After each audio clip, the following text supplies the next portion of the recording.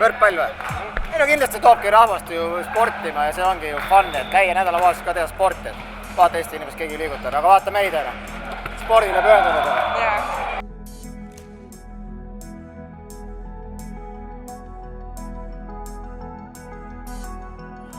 Et mind on sisse värvatud, nii et ma tunnen ühte inimest seal tiimis, nii et teisi ma ei tea, et tegelikult ütleme täiesti võõrastega platsile ronida on täis üllatusi ja see kohati on isegi nagu ütleme meeldiv ja et meil ei ole nagu mingit ettevalmistust, et me lihtsalt mängime puhtalt nende oskuste pealt, mis meil on ja siis katsume nagu läbi mängu ajal ka üksteist nagu toetada ja ergutada nii palju, et just, et mitte kaotada seda nagu meeskonna vaibi, emotsiooni, nii et ainult sellega edasi ja võib-olla siis jõuame kuskile välja ka.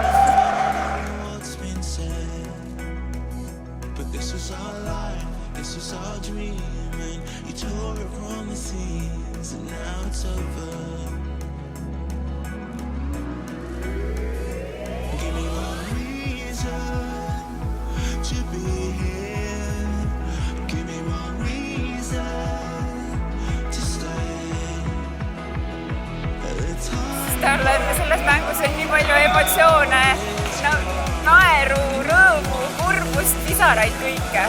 Ta on lihtsalt nii emotsionaalne mäng, et see on täiesti uskumatu.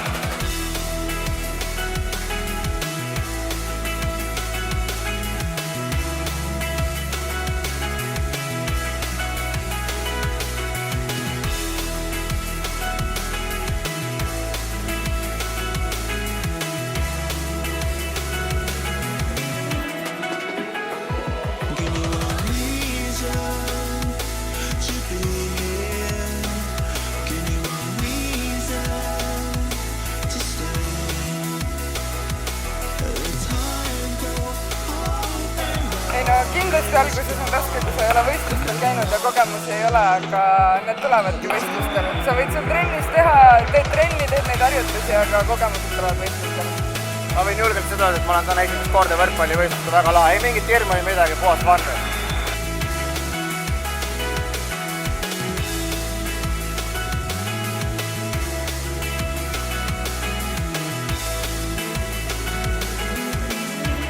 Sama firma töötajad saavad peale tööd kokku, trennis mängivad, et see ongi mingist vaheldus ja võib-olla see nagu liidab nagu seda tööalaselt ka nagu neid inimesi. Et peab olema selline alternatiiv, vaheldus, tegevus, et lihtsalt ennast nagu korraks vabaks lasta ja niimoodi. Et see õpib inimest tegelikult palju paremini tundma ka, kui võib-olla tööl. Nii et platsi peal sa näed ikka, kellega tõeliselt tegu on.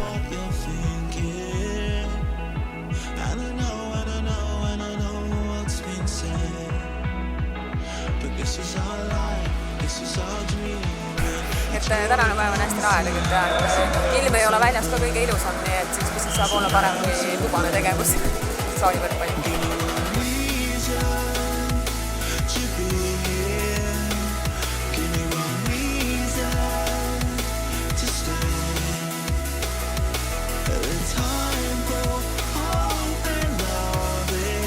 Organiseerimise poole pealt mulle tundub, et kõik nagu toimib, et kohtunikud on mulle teada, tuntud, nad on õiglased.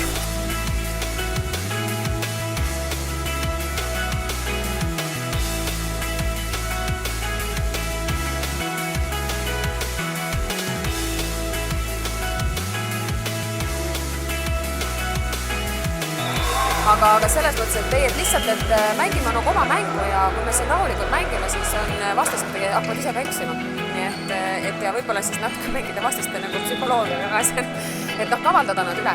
Et see on, nagu ma ütlesin, et võrkpall on peaga mäng, et ei maksa siin kogu aeg raiduda toore jõuga, et lihtsalt jälgime, mida vastased teevad ja siis laseme neil ise eksida. Sellega kindlustame endale võidu.